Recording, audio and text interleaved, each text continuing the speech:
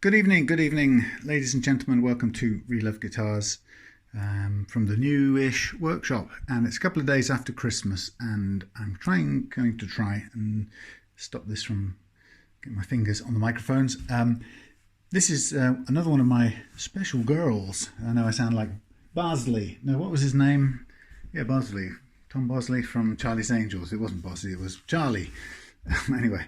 These girls all work for him. These are my girls, my guitars I really love. And this one is one I've played with in bands a few times. And first thing to say about it really is it does absolutely everything I could want in a band performance sort of scenario.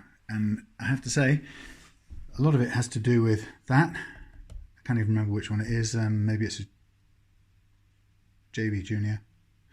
And an awful lot of it has to do with the fact that, yeah, okay, it's a Strat, but also to do with this fabulous vintage neck. Now I'm going to take you on a glittery flyby. I'm sorry about the 50 cycle flicker, but let's take a kind of reasonably close-up run down this old neck of ours.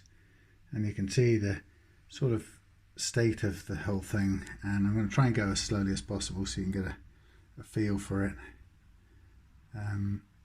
Whizzing around a bit from side to side, and as you can see down here, it's kind of worn through some layers, slightly grimy looking finish, down to what I think is a bone nut at the moment still, and a string tree and a hole, and I really loved Morris on there from way back a while back. But you can also see the construction of this. Look, the little straight line extra piece glued onto the side and shaped into the Strat style. And the thing about this neck is that, I don't know, you won't be able to see it particularly, well, you may be able to see it, but the thing about this neck is it's incredibly slim and slender. And I turn it over. I think it's a 7.25 radius. Pretty sure it is. But we turn it over. And you can see it's got some Vanson tuners on there. It's got an old Reloved sticker on from way back when. And it's got a sort of, incredible looking bit of shaping. And it's a nice piece of maple, but it's not, it hasn't got any, all those things, bird's eyes or flames or quilts or anything. But it's a very fine, slender neck. And it feels absolutely fantastic. And so where did I get it? Well, I got it in the market in Tavistock. Some of you may know the story of this already, but a guy local to me who I never met ended up there being a load of his guitars in the market for sale. A lady stall holder had them. And I passed by the first day I saw them, and there were things like kind of strangely butchered monstrosities. I kind of called it the Hieronymus Bosch of guitar making. So he had these weird guitars that I kind of started to recognise. One was a West Tone, another one was, I can't remember now, vintage SG or something. But they'd all been sort of a bit like Toy Story or something, or Nightmare Before Christmas. They'd had their heads chopped off and stuck back on backwards, or some other bit thrown on, or some weird thing done to it. Anyway, so I bought a couple of those, and I played them there and then, tried them out, and they felt so good. I bought them because the price was something like 30 quid or something for the West Tone, and the body was split, and it wasn't in great condition or anything. But I started to get the sense that this guy kind of knew what he was doing, because they all played brilliantly well, despite how monstrous they looked. Anyway, I kept one and sold another one. I sold one of them eventually. And then a few weeks later, I saw the lady again, and she had this attached to a black Junior sort of Encore thin plywood body, but this neck was attached to it, and they had a single little foil pickup somewhere down there and a volume, but nothing was connected. It just went straight out to the jack, and I only had to pick up this neck and feel it, and I just thought, oh my god. And it was listed for 20 quid, and I said, "I'll give you a tenner for it." She said, "Oh, all right then." So I had this neck for a tenner. And then subsequent to that, I also I got talking with her a bit more, and it turned out she had a load more of his bits and pieces, and I bought a ton of stuff off her. Not a lot of money, 50 quid for all the remainder bits, I think it was. And I got 2 or 3 very playable guitars after a bit more work out of them, which went to friends' kids and stuff at a reduced rate. So, people got going in guitar playing, hopefully, because of those. And I like the fact that I was keeping a bit of his memory alive. And his name was Graham, and he lived in Tavistock. And he knew what he was doing, but he had a kind of crazed imagination. But anyway, so after getting this neck, I've since refretted it fairly badly because I didn't clean up the fingerboard or anything. I just kind of went straight at it to make it playable the way I liked it. But I love it how it plays, so I'm happy with that. And it's 54 millimeters at the neck, so I ended up finding this is an Encore, Indian-made Encore body. So it's made of black limber, which is a sort of carina wood. How well you might be able to see it, but in there you may be able to see some of the sort of limberness of it. It's a very dense, a very hard wood, and the Sun Mustangs and the Encore Indias were made of that stuff. And this is as solid as an Encore India, but a little thinner in the body. Sorry, as a Sun Mustang India, but a little thinner in the body, so it's not as heavy. But it's still a really nice feeling Strat. So I mated up this neck to that because the Encores and the Suns that came from that factory have a very narrow neck pocket, and this narrow gauge neck fitted it perfectly. I then went and bought a heavy block, 52.5 probably. I think it's 52.5 bridge, and put that in there. But it's too wide, and what you get is a little bit of a close run thing down the edge there. Now I'm okay with that, and I've kind of given a bit more leeway on the treble than the bass, because you're pulling down on the bass and pulling this way on the treble usually. Anyway, so I'm kind of happy with that the way it is. Sorry about the flicker. And then I originally had 3 IronGear, what are they called, Jailhouse 2? Yeah, Jailhouse 2, I think they are. Smokestack 2 single coils with tappable extra windings on them, and I had 3, and it just didn't give me enough punch in the bridge area, so I eventually got a Seymour Duncan for it, and that's just a great crunchy pickup for the bridge. I also not keen on the knobs being here, so I sort of moved my stuff there, and this one here, this one splits the coil on that one, I think, if I remember correctly. Why did we do that? No, maybe it's that one. This one flips the that thing tap on that one. That one flips the tab on that one, and this one flips the coil, single coil on that one, which is okay. I probably never use that in single coil mode anyway. So it's a real parts caster, and everybody who's ever pretty much got their hands on it gets a feel of the neck and just adores it. It's like nothing else, and it's it's scabby and crunchy, and in a way I kind of would rather just play it into submission over time and then eventually refret it again in the future one day and maybe refinish the neck overall. But it's an absolute glorious thing. I also would probably I'd like to put a tusk nut on there because it's could do with it. It's fine, it plays great as it is. But anyway, so that was, I don't know, I think that guitar, including a neck, that guitar cost me £30. So 40, 60, 70, 80, whatever that was. So we're looking at 100 quid, 110 plus those, 150, maybe 100, maybe £200 maximum for one of the best feeling Strats I've ever had. And actually, it's so good that if I ever wanted to improve this, I would probably replace the pickups again with something really boutiquey, but I'd keep the same setup on the rest of the guitar because it's hard to improve. So I'll plug it in so you can just hear it a little bit. But this is one of my girls' guitars I really love, and I love it because it's got history, and it's got part of Graham, a character who I never met, but I kind of got to know through his guitars.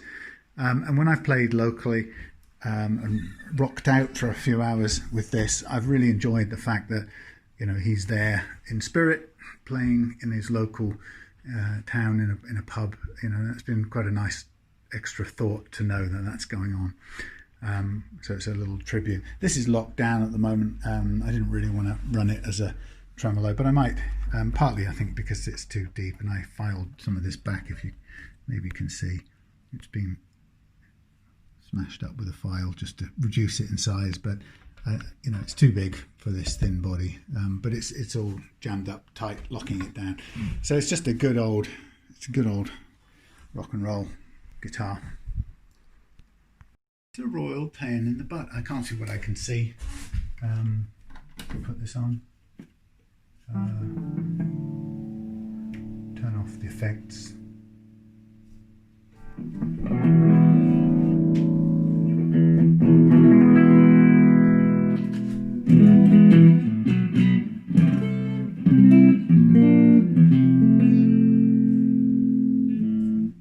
That is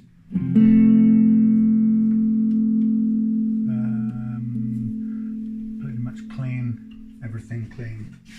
So that's on neck pickup.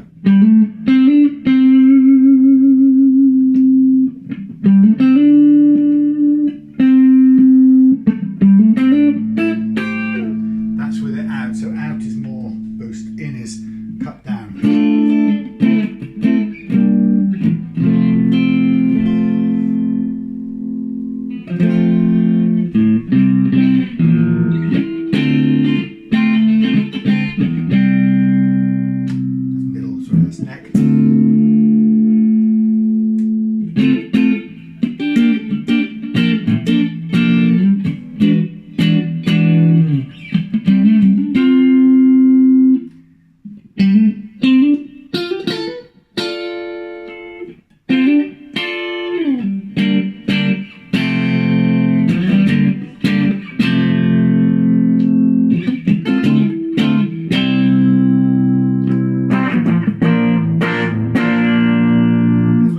Seymour Duncan, and that's single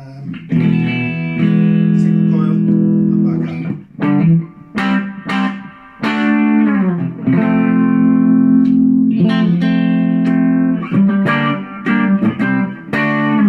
So volume wise, it's fairly reasonably well balanced, so it isn't a massive jump into the bridge pickup territory.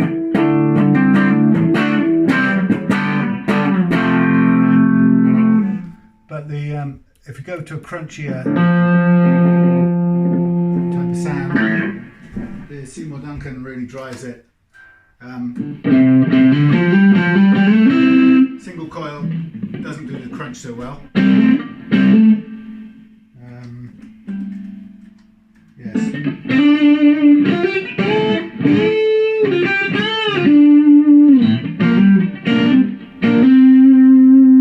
Get down to the crunch.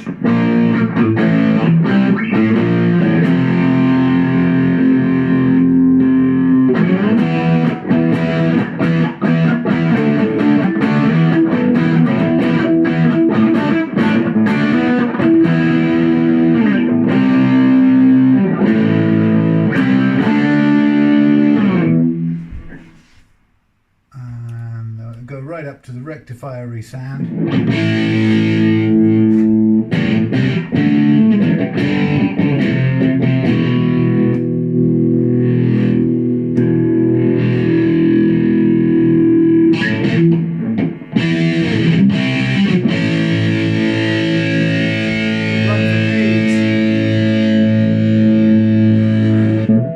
And blow up the little speaker. But yeah.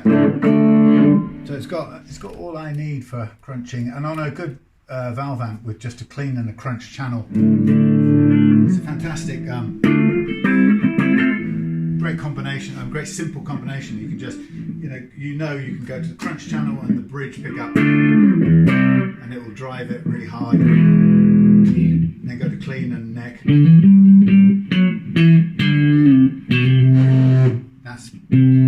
That speaker's had it. Oh, bless it.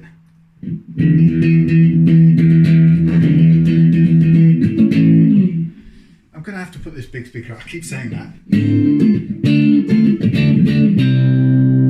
Where would I put it that's in the way? Easy to get to is what I really mean. Well, let's just See, I didn't even have to tune that. It's so in tune. It's so in tune with me. Now this, I'm not quite sure about this thing because it does all manner of different sounds and what it comes on to as default. I probably might not like. Revert something.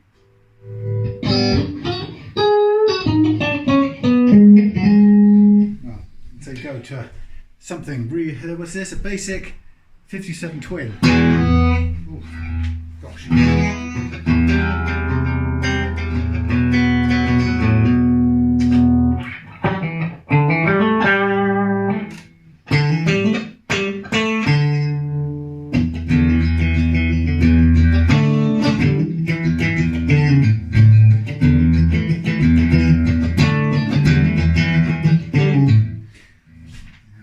Strikes for playing anything that's even vaguely recognisable. Get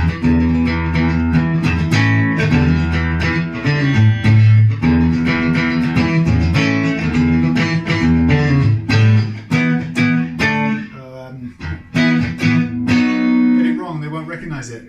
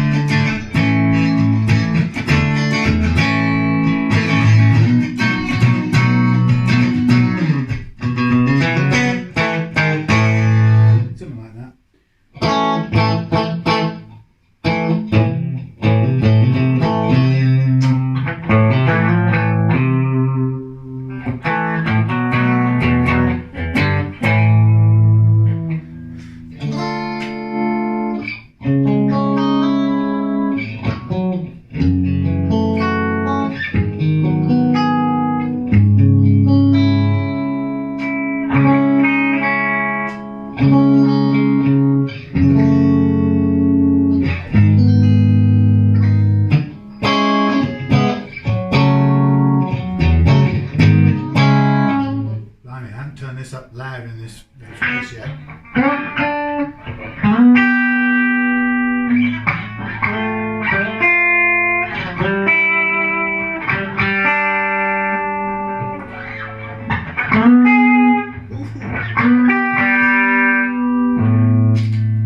Scary. There's houses somewhere over there, but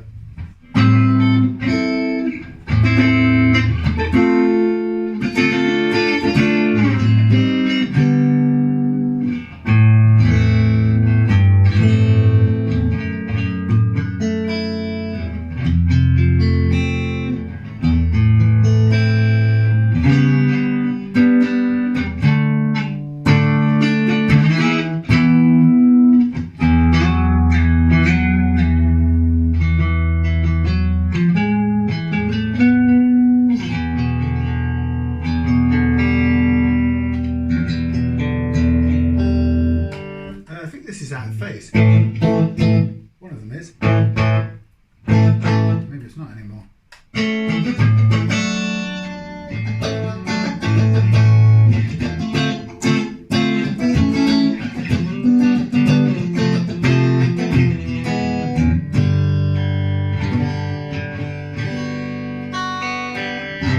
Not that one.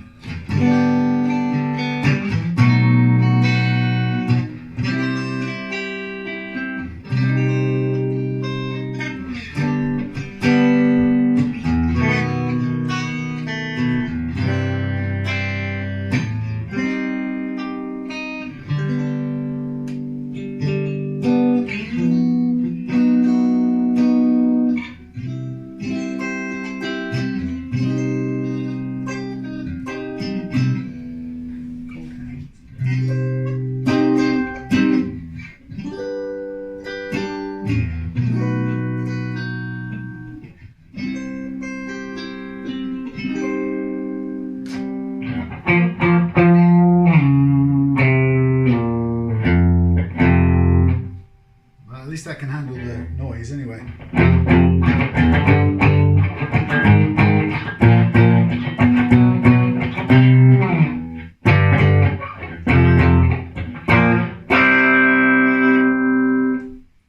Right, okay, anyway. So it's Sunday evening. Thanks for watching. See you again soon. Girl number 3 on my list, I think it is. and master of. Girl number 3, guitar I really love. Yeah, unique, cheap and unique, which is why I like it. It's a sort of really, a real reloved guitar to me. Something that's as good, almost as good as anything I've ever had, actually. But maybe a bit of room for improvement. But you know, that's a close second in grabbing things off the wall. That's a very special guitar that's worth virtually nothing. But it's, you know, I think anybody would enjoy playing this thing. It's got such a character. Anyway, thanks for watching. See you again soon.